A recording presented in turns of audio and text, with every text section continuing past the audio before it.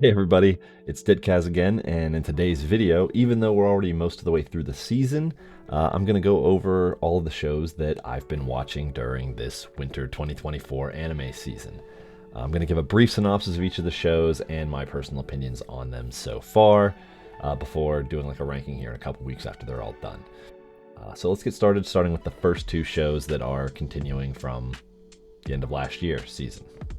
The first leftover show, continuing from fall 2023 that I'm watching, is Frieren Beyond Journey's End.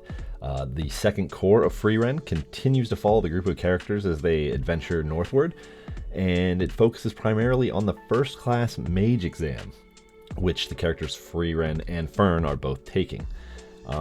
Show continues its really strong run. It's arguably this second core is better than the first half, in my opinion. The visuals and music are still top notch. When they have action sequences, it's all really great. And the show continues to give more and more background on Frieren's past journey with Himmel and even prior to meeting Himmel, the hero.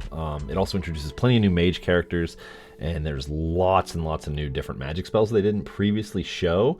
It makes for a lot of really flashy magic battles, and it's been really exciting, and I'm looking forward to see exactly how many seasons of the show we end up getting and what all we get to see as it progresses in the future. The second continuing show from fall 2023 that I'm watching in winter 2024 is Shangri-La Frontier. The second half continues with Sunraku and his friends preparing to fight the unique monster Weathermon the Tomb Guard and showing the fallout of that fight after that fact. The fight takes a few episodes, but it still feels like it's very well paced, with it showing new things in the different phases of the fight and all the different skills that you get to see of Sunraku and his friends that are fighting with him.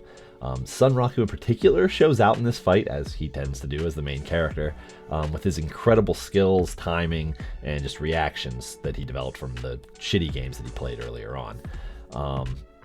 I'm still not sure if there's something else going on with the company that develops the Shangri-La Frontier game in the show, but I'm interested to see if it's just they're just a weird company or if there is something more, like I said. And this series definitely has me hooked, and I'm in for the long haul, as many episodes as they want to give me in new seasons in the future.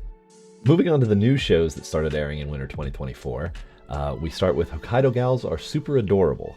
This series follows high schooler Tsubasa Shiki as he moves to the snowy region of Hokkaido and befriends a few cute gals. This harem series has been really cute and funny so far. The animation and character designs have been very well done, with each of the three gals in particular being very distinct in terms of their style, design, mannerisms, and attitude. If you don't like harem rom-com type shows, it's obviously not going to be for you, but if you're into that kind of thing, I think it's definitely worth checking out. Next up, we have Stupid Angel Dances with the Devil. This series is about a demon named Akutsu who comes to the human world in order to recruit somebody to come to hell and help motivate all the demons in their fight against the angels. He ends up seated against a beautiful girl named Lily, who ends up being an angel. Needless to say, a bunch of crazy hijinks ensue. This rom-com series has had a whole bunch of different funny bits and gags as the two main characters are constantly trying to one-up each other and make the other fall for them. There's some action sprinkled in, and some interesting supporting characters, and I'm really interested to see how the show ends up, because it seems like there's a little bit of seriousness obviously going on in the background, and seems like we might be finally getting to that point here in these last few episodes of the season.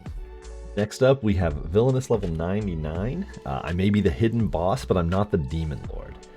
In this isekai series, the main character is reborn into the world of an Otome game as a character who ends up becoming the secret boss at the end of the storyline. Although she doesn't want to stand out, she has like crazy gamer instincts, and it can't stop her from just power leveling up like crazy before she even starts school. This caused her to make a huge splash when she does start high school, because everyone finds out her level. I've really enjoyed this series a lot so far, with the main character having like this very dry delivery and tone, and she ends up having a whole lot of constant misunderstandings between her and the other students and people in the world, because she just thinks completely different than them. And it makes for some really funny circumstances.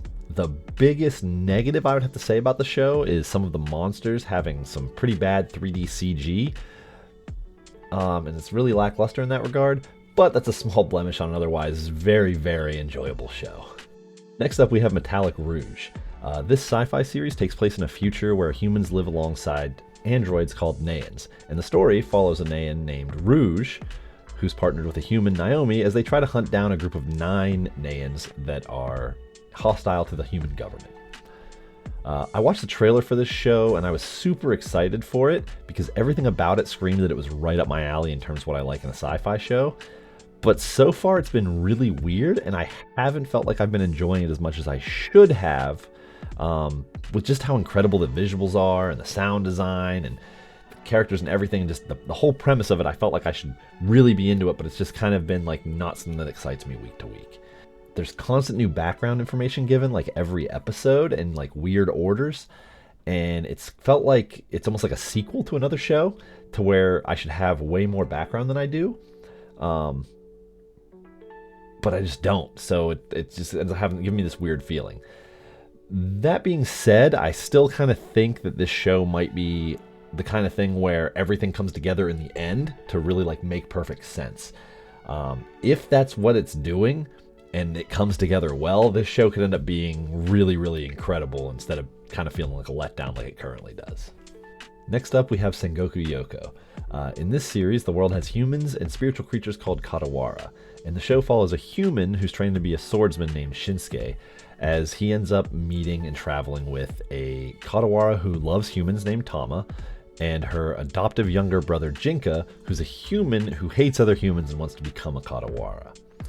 In their travels, they end up finding out about a group of people who are doing weird experiments and creating Katawara human hybrids, and they work to put a stop to it.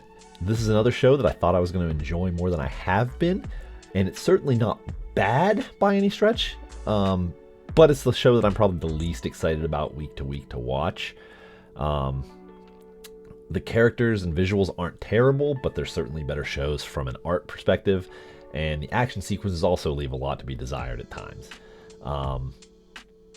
There's been some stuff that's happened in recent episodes that really put me off on the show even more. Just a couple events that happened and I'm like, I kind of hate that had to happen here and now, like after you set this other thing up. But maybe I'll think better of it by the end. So far, it's just been pretty average. Next up, we have The Weakest Tamer begins a journey to pick up trash. This series takes place in a fantasy world where everyone has skills, and those skills can have different star ratings. The main character has memories of her past life and ends up having the Tamer skill, but sadly is said to have no stars attached to that skill. This ends up causing her to get ran out of her house by her family that had previously been very loving and supportive of her. And she ends up leaving the village as a whole. She isn't alone for long, though, as she ends up finding a small, weak slime and taming that creature, and then their adventures together begin. I was actually sold on this show when I was watching the trailer for it, and as soon as it showed the slime, and I was like, that thing is adorable, and I have to watch this show now. The show is super cute, although it does have some dark and sad undercurrents to it, as Ivy is basically running from her life from the place that she was born in. The art style is really nice, and it's fitting for all the different characters, and it's interesting to see how resourceful the character Ivy is, and all the different things she and her slime, Sora, are capable of. And I'm looking forward to see how the show ends up, and hopefully there's more seasons of it, because it's been great so far. Next up, we have The Unwanted Undead Adventurer. This fantasy series follows a veteran adventurer named Rent Fina, whose main goal is to become a mithril class adventurer, which I believe is like the highest rank adventurer they have in this world. He's sadly very average at being an adventurer, and he's been stuck in a lower rank for a number of years. One day, while he's exploring a dungeon that he goes to all the time, he ends up finding an unexplored area of that dungeon, and he ends up running into a dragon that eats him. But he wakes up in the body of a skeleton. After he gets his bearings, he proceeds to try to go through a process called existential evolution to try to get back to being a human, or at least as close as he can to it. This has probably been my favorite new series this season. The concept is very well done, and the main character is even really cool before he transforms, because he's like this really weak character, but he's super helpful to people, and he's friends with basically everybody because of it. All the characters that they've shown so far have been really cool. Like, there's a lot of interesting supporting characters, and there's some characters who haven't been in the show very much that I hope to see more of down the line, assuming the show gets picked up for multiple seasons. Hopefully we get to see more of these people, because it's just been really cool seeing his interactions with them and seeing how he helps improve other people's lives as he keeps getting stronger and stronger. And hopefully he gets to keep that as he does go. And if he does become a human again, maybe he'll be just a way stronger human than he was before. The only thing that's really bothered me about this show so far is the dragon that kills him and its really weird, freaky, normal human hands. I mean, what the hell are these? Next, we have the wrong way to use healing magic. This isekai series follows ordinary high school student Usato as he gets accidentally summoned to this fantasy world with a few of his schoolmates who were purposefully summoned to be heroes in a war against demons. Usato ends up finding out that he can cast healing magic, and after that is forcefully taken by the leader of the kingdom's rescue squad and trained to use his magic to help protect himself and others. I love isekai series a lot. I watch a whole bunch of them, and this series has been really great so far. It's got a lot of interesting characters between the two student council members who get summoned on purpose and he actually just recently become friends with, and who become the heroes. And Usato himself is really great. All the members of the rescue squad, the different kingdom members they've shown, like the king is the little bit they've shown him, he's pretty chill. And like the head knight and all this stuff. There's a lot of really cool characters. The title is also really accurate with how the rescue squad leader Rose teaches him to use healing magic, and it's very unorthodox and very different than what you would see a healer in almost any other fantasy show. The visuals are good, and I'm really, really excited to see where this show goes, because so far most of this first season has been about him training and getting acclimated to the world and kind of like getting that base level there. So the war's kind of just getting started in the last few episodes of the season. So I'm ready for however many seasons this show gets. Next up, we have Solo Leveling. In this series, the world as we know it is turned upside down when magical gates begin opening up all around the world filled with monsters.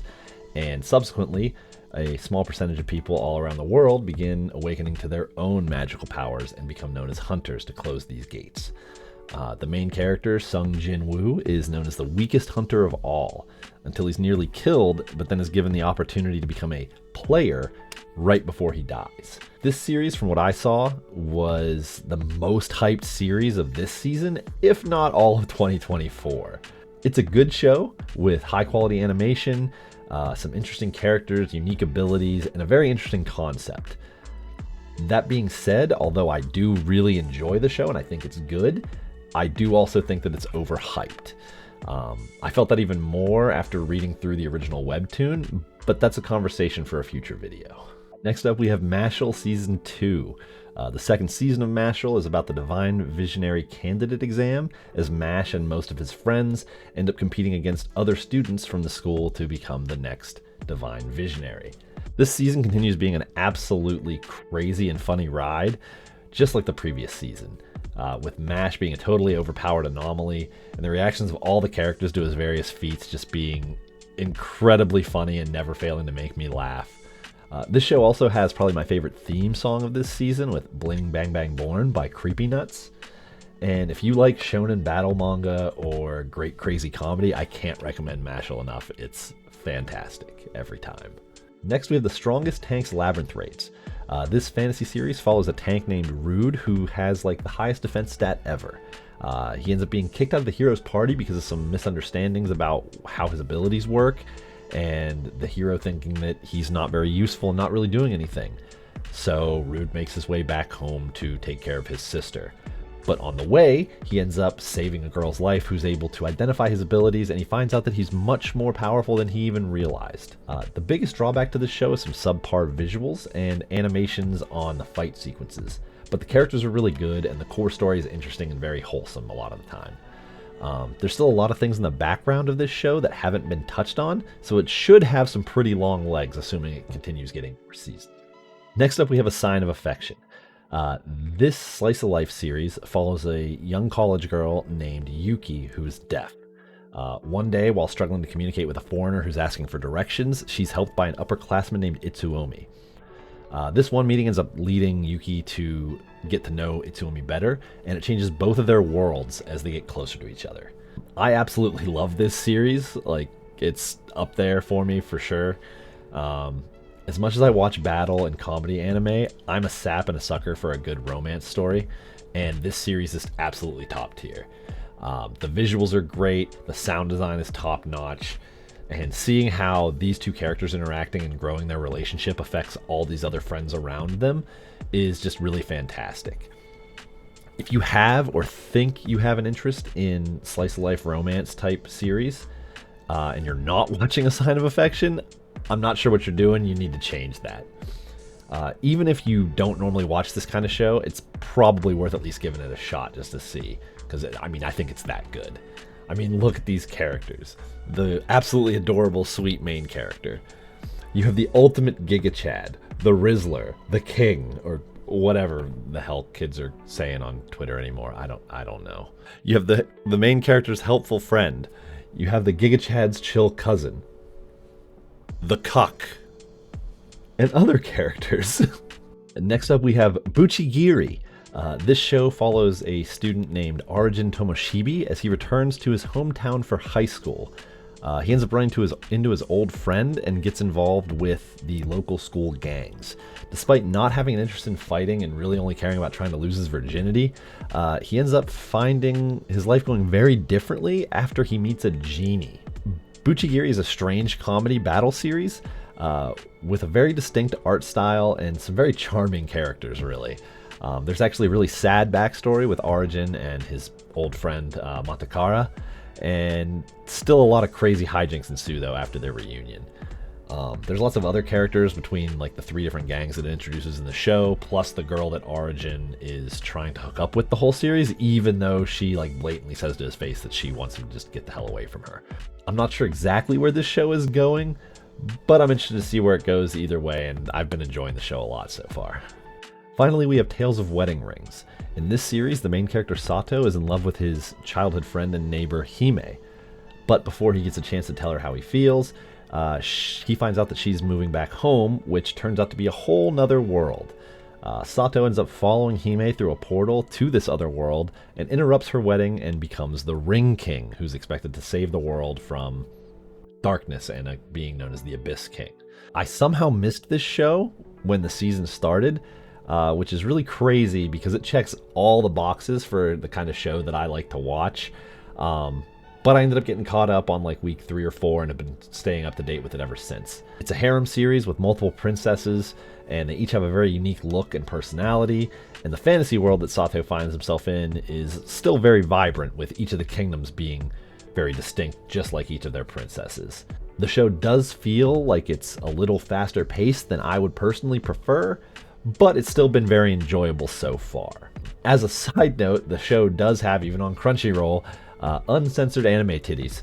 So whether that's a positive or a negative, or you're just completely indifferent on that, I feel like it's worth noting for people when making a decision on whether or not they're going to watch a show. And that's the 16 shows that I've been watching in the winter 2024 season, and some of my thoughts on them. There's other anime this season that I plan on watching at some point, but there's only so much time in the week for me to watch weekly series. So if your favorite show isn't on this list, it might be on my watch list. I hope everybody enjoyed the video. If so, feel free to like, subscribe, and comment. For more of my content, you can find me streaming regularly on Twitch at twitch.tv/Ditkaz. That's Ditkaz. Thanks for watching and have a great day, everybody.